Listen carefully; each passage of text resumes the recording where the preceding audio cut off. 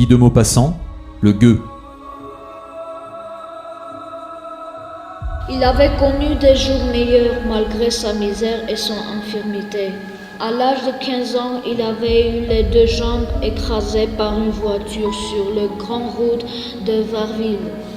Depuis ce temps-là, il mendiait en se traînant le long des chemins à travers les cours de ferme, balancé sur ses béquilles qui lui avaient fait remonter les épaules à la hauteur des oreilles. Sa tête semblait enfoncée entre 2 montagnes. Enfant trouvé dans un fossé par le curé des Billettes, la veille du jour des morts, et baptisé pour cette raison Nicolas Toussaint, élevé par charité, demeuré étranger à toute instruction, estropié après avoir bu quelques verres d'eau de vie offerts par le boulanger du village, histoire de rire, et depuis lors vagabond, il ne savait rien faire autre chose que tendre la main. Autrefois, la baronne d'Avary lui abandonnait pour dormir une espèce de niche pleine de paille à côté du poulailler, dans la ferme attenante au château. Il était sûr, au jour de grande famine, de trouver toujours un morceau de pain et un verre de cidre à la cuisine. Souvent, il recevait encore là quelques sols, jetés par la vieille dame du haut de son perron ou des fenêtres de sa chambre. Maintenant, elle était morte.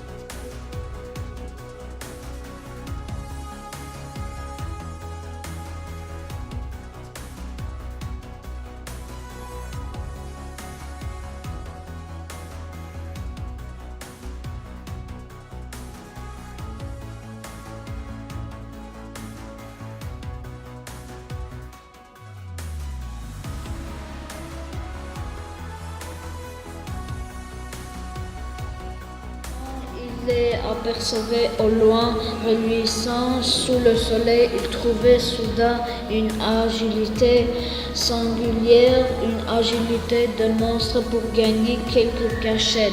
Il dégrignolait de ses béquilles, se laissait tomber à la façon d'une loque, et il se roulait en boule, devenait tout petit, invisible, rasé comme un lièvre au guide, confondant ses haillons bruns avec la terre. Il n'avait pourtant jamais eu d'affaire avec eux. Mais il portait cela dans le sang, comme s'il eût reçu cette crainte et cette ruse de ses parents qu'il n'avait point connus. Il n'avait pas de refuge, pas de toit, pas de hutte, pas d'abri. Il dormait partout, en été, et l'hiver il se glissait sous les granges ou dans les étables avec une adresse admirable. Il déguerpissait toujours avant qu'on se fût aperçu de sa présence. Il connaissait les trous pour pénétrer dans les bâtiments. Et le maniement des béquilles ayant rendu ses bras d'une vigueur surprenante, il grimpait à la seule force des poignets jusque dans les greniers à fourrage, où il demeurait parfois 4 ou 5 jours sans bouger, quand il avait recueilli dans sa tournée des provisions suffisantes.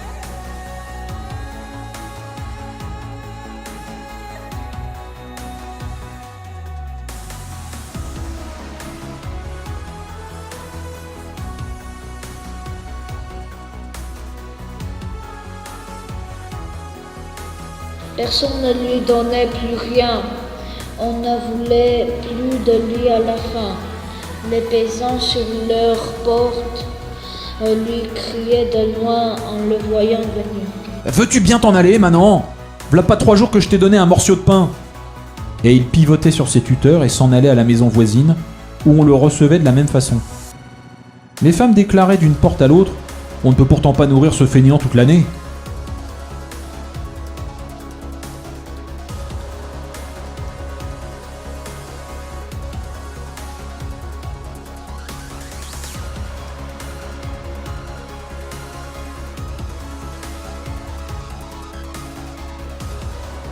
C'était en décembre, un vent froid courait sur les champs, sifflait dans les branches nues et les nuages galopaient à travers le ciel bas et sombre. Se hâtant on ne sait où, l'estropié allait lentement déplaçant ses supports l'un après l'autre d'un effort pénible, en se calant sur la jambe tordue que lui restait terminée par un pied beau et chaussé d'une loque. De temps en temps, il s'asseyait sur le fossé et se reposait quelques minutes. La faim jetait une détresse dans son âme confuse et lourde. Il n'avait qu'une idée, manger. Mais il ne savait par quel moyen. Pendant 3 heures, il peina sur le long chemin. Puis, quand il aperçut les arbres du village, il hâta ses mouvements.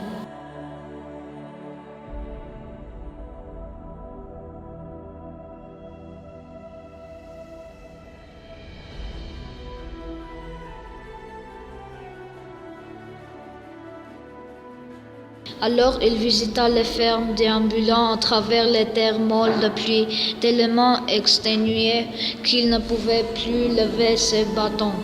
On le chassa de partout.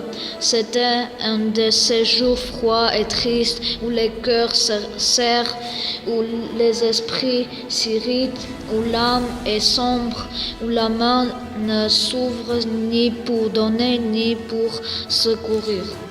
Quand il eut fini la visite de toutes les maisons qu'il connaissait, il alla s'abattre au coin d'un fossé le long de la cour de Maître Chiquet. Il se décrocha, comme on disait, pour exprimer comment il se laissait tomber entre ses hautes béquilles en les faisant glisser sous ses bras. Et il resta longtemps immobile, torturé par la faim, mais trop brute pour bien pénétrer son insondable misère. Il attendait on ne sait quoi de cette vague à temps qui demeure constamment en nous. Il attendait au coin de cette cour, sous le vent glacé, l'aide mystérieuse qu'on espère toujours du ciel, où des hommes sans se demander comment ni pourquoi ni par qui elle lui pourrait arriver. Une bande de poules noires passait, cherchant sa vie dans la terre qui nourrit tous les êtres.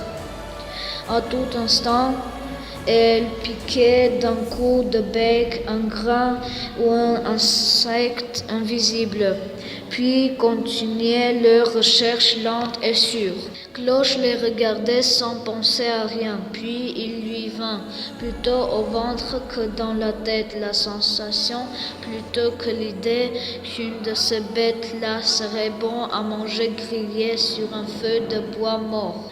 Le soupçon qu'il allait commettre un vol ne s'effleurait pas.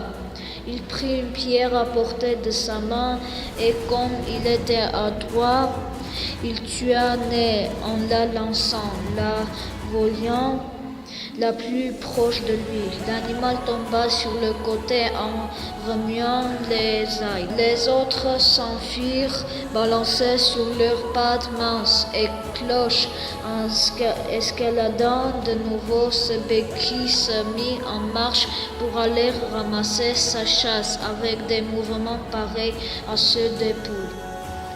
Comme il arrivait auprès du petit corps noir taché de rouge à la tête, il reçut une poussée terrible dans le dos qui lui fit lâcher ses bâtons et l'envoya rouler à 10 pas devant lui. Et Maître Chiquet, exaspéré, se précipitant sur le maraudeur, le roi de coups, tapant comme un forcené, comme tape un paysan volé, avec le poing et avec le genou partout le corps de l'infirme, qui ne pouvait se défendre. Les gens de la femme arrivaient à leur tour, qui se mirent avec le patron à assommer le mendiant. Puis, quand ils furent là de le battre, ils le ramassèrent et l'emportèrent et l'enfermèrent dans le bûcher pendant qu'on allait chercher les gendarmes. Cloche à moitié mort, saignant et crevant de faim, demeura couché sur le sol. Le soir vint, puis la nuit, puis l'aurore. Il n'avait toujours pas mangé.